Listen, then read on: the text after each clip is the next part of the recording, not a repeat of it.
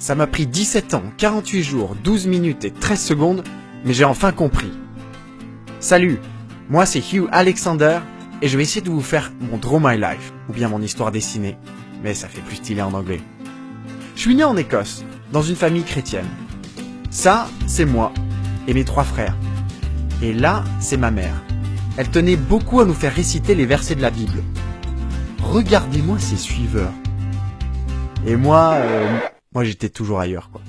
Il y a une chose qui me passionnait, c'était le théâtre. J'avais toujours rêvé d'être un acteur. Je traînais souvent avec mes potes du quartier. Si, au KLM. Et il arrivait qu'on se fasse remarquer.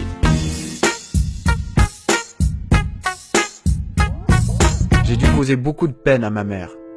Je me souviens un jour, je l'ai entendu prier pour moi.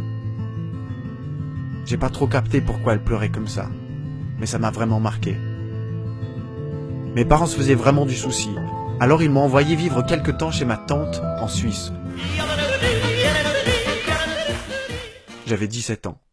Et c'est là que j'ai compris. Un jour, ma tante a pris sa Bible et m'a lu un verset. Un peu comme ma mère quand on était petit. Elle a lu Jean 6, verset 37. Et Dieu m'a parlé.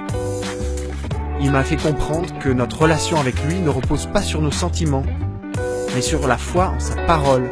J'ai compris son amour, j'ai compris sa grâce, j'ai compris qui j'étais et ce que je ferais. De retour en Écosse, j'allais dans les quartiers pauvres pour raconter mon histoire, et surtout pour raconter l'amour de Dieu manifesté en Jésus-Christ. Au début, il y avait pas beaucoup de monde. Mais ensuite, c'était cool, il y avait grave du monde. Le soir, je passais des heures à dévorer ma Bible. J'aimais la lire. Plus je la lisais, plus j'avais envie que les autres la découvrent. J'ai ensuite décidé de suivre des études bibliques à Glasgow. Je n'avais qu'une envie, partir en Inde pour annoncer ce que Jésus a fait. Et quelques années plus tard, je suis retourné en Suisse. J'ai continué à parler de Christ dans les rues. Il y avait de plus en plus de gens qui venaient m'écouter. Des centaines, voire des milliers. Même la presse en parlait. Et bien sûr, beaucoup m'ont critiqué. Mais ce qui m'encourageait, c'était de voir tous ces gens touchés par Dieu. Je suis jamais parti en Inde. Je me suis concentré sur la construction de la première école biblique de Genève, où beaucoup de missionnaires ont été formés. Je suis jamais parti, mais ce sont eux qui sont allés en Inde, au Sénégal, au Maghreb, en Italie, au Tibet et beaucoup d'autres pays. Parmi ces missionnaires, quelques-uns vendaient, en plein cœur de Paris, des Bibles et des évangiles sur la place publique. Puis, ils ont ouvert la première librairie chrétienne, la Maison de la Bible. Ensuite, 13 autres ont suivi. Mais voilà, en 1939, c'est la Deuxième Guerre mondiale qui éclate. Il fallait faire quelque chose. Il fallait les secourir spirituellement. Mais comment? Alors qu'il n'y avait plus d'évangiles, plus de Bible, et qu'elles étaient interdites. Eh bien, tant de crises, tant d'entreprises. À nos risques et périls, moi et une petite équipe, on s'est lancé le défi d'imprimer 10 000 évangiles et de les diffuser dans les hôpitaux, dans les prisons et dans les foyers. Et c'est comme ça que la Société biblique de Genève a commencé son activité. Elle est à l'origine des Bibles blanches que l'on retrouve un peu partout et que certains utilisent pour parler de Jésus dans les rues ou à leur entourage.